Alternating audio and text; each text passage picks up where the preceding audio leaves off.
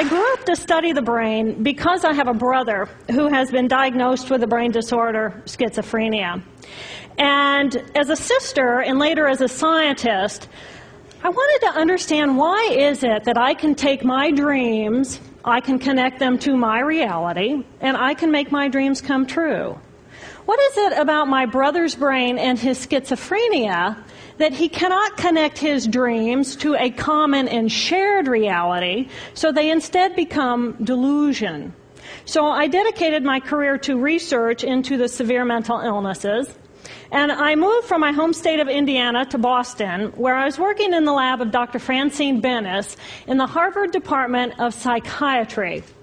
And in the lab, we were asking the question, what are the biological differences between the brains of individuals who would be diagnosed as normal control as compared with the brains of individuals diagnosed with schizophrenia, schizoaffective, or bipolar disorder?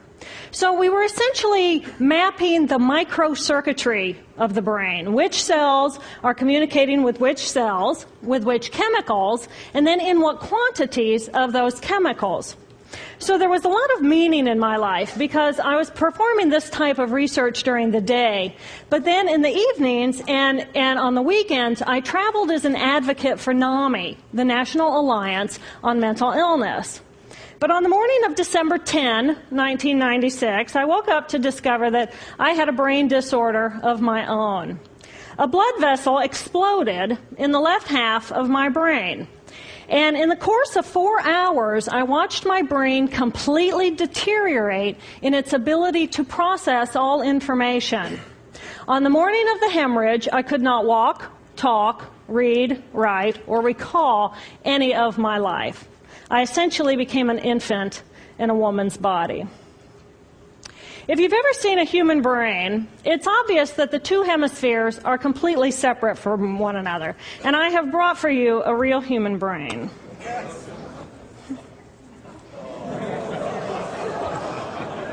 Thank you. So this is a real human brain. This is the front of the brain, the back of the brain with the spinal cord hanging down. And this is how it would be positioned inside of my head. And when you look at the brain, it's obvious that the two cerebral cortices are completely separate from one another. For those of you who understand computers, our right hemisphere functions like a parallel processor, while our left hemisphere functions like a serial processor. The two hemispheres do communicate with one another through the corpus callosum, which is made up of some 300 million axonal fibers. But other than that, the two hemispheres are completely separate. Because they process information differently, each of our hemispheres think about different things, they care about different things, and dare I say, they have very different personalities. Excuse me. Thank you. It's been a joy. Our right human hemisphere is all about this present moment. It's all about right here, right now. Our right hemisphere, it thinks in pictures, and it learns kinesthetically through the movement of our bodies. Information in the form of energy streams in simultaneously through all of our sensory systems, and then it explodes into this enormous collage of what this present moment looks like, what this present moment smells like and tastes like, what it feels like, and what it sounds like. I am an energy being connected to the energy all around me through the consciousness of my right hemisphere. We are energy beings connected to one another through the consciousness of our right hemispheres as one human family. And right here, right now, we are brothers and sisters on this planet, here to make the world a better place. And in this moment, we are perfect, we are whole, and we are beautiful. My left hemisphere, our left hemisphere, is a very different place. Our left hemisphere thinks linearly and methodically. Our left hemisphere is all about the past, and it's all about the future. Our left hemisphere is designed to take that enormous collage of the present moment and start picking out details, and more details about those details. It then categorizes and organizes all that information, associates it with everything in the past we've ever learned, and projects into the future all of our possibilities. And our left hemisphere thinks in language. It's that ongoing brain chatter that connects me and my internal world to my external world. It's that little voice that says to me, hey, you got to remember to pick up bananas on your way home. I need them in the morning. It's that calculating intelligence that reminds me when I have to do my laundry. But perhaps most important, it's that little voice that says to me, I am. I am. And as soon as my left hemisphere says to me, I am, I become separate. I become a single, solid individual, separate from the energy flow around me and separate from you. And this is the portion of my brain that I lost on the morning of my stroke. On the morning of the stroke, I woke up to a pounding pain behind my left eye. And it was the kind of pain, caustic pain, that you get when you bite into ice cream. And it just gripped me, and then it released me. And then it just gripped me, and then it released me. And it was very unusual for me to ever experience any kind of pain, so I thought, okay, I'll just start my normal routine. So I got up and I jumped onto my cardio glider, which is a full body, full exercise machine. And I'm jamming away on this thing, and I'm realizing that my hands look like primitive claws grasping onto the bar. And I thought, that's very peculiar. And I looked down at my body, and I thought, whoa, I'm a weird-looking thing. And it was as though my consciousness had shifted away from my normal perception of reality, where I'm the person on the machine having the experience, to some esoteric space where I'm witnessing myself having this experience. And it was all very peculiar, and my headache was just getting worse, so I get off the machine, and I'm walking across my living room floor, and I realize that everything inside of my body has slowed way down. And every step is very rigid and very deliberate. There's no fluidity to my pace, and there's this constriction in my area of perception, so I'm just focused on internal systems.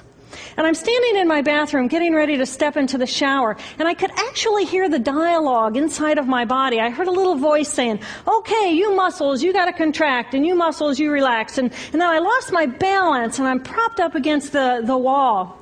And I looked down at my arm, and I realized that I can no longer define the boundaries of my body. I can't define where I begin and where I end, because the atoms and the molecules of my arm blended with the atoms and molecules of the wall. And all I could detect was this energy. And I'm asking myself, what is wrong with me? What is going on? And in that moment, my brain chatter, my left hemisphere brain chatter, went totally silent. Just like someone took a remote control and pushed the mute button. Total silence. And at first I was shocked to find myself inside of a silent mind. But then I was immediately captivated by the magnificence of the energy around me.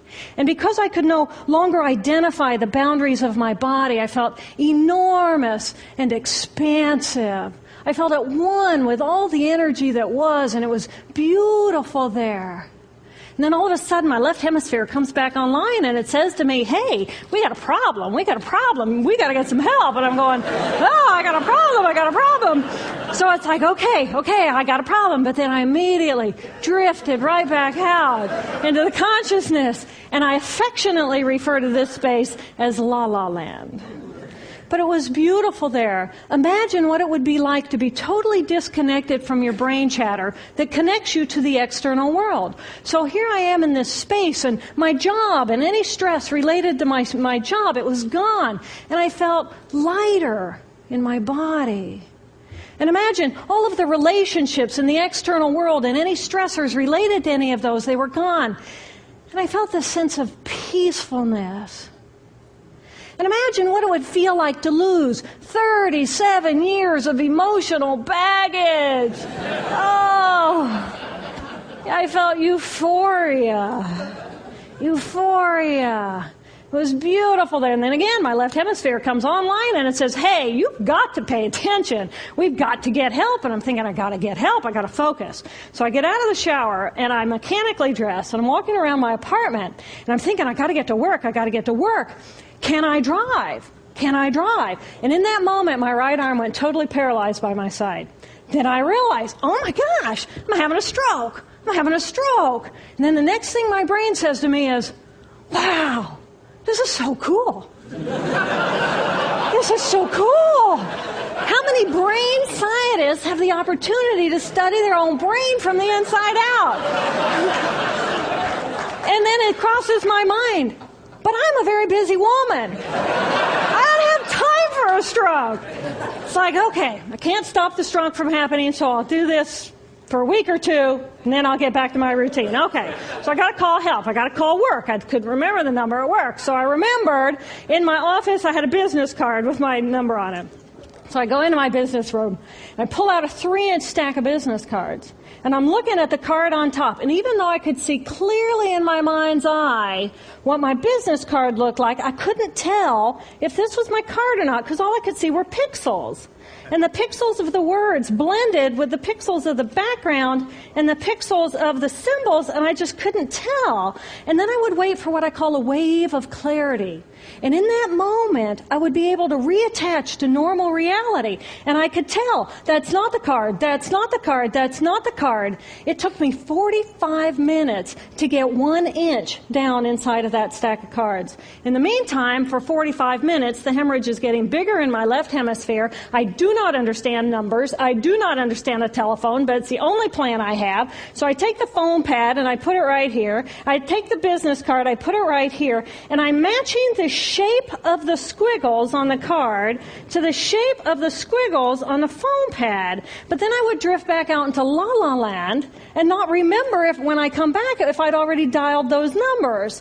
So I had to wield my paralyzed arm like a stump and cover the numbers as I went along and push them so that as I would come back to normal reality, I'd be able to tell, yes, I've already dialed that number. Eventually, the whole number gets dialed, and I'm listening to the phone, and my colleague picks up the phone, and he says to me, and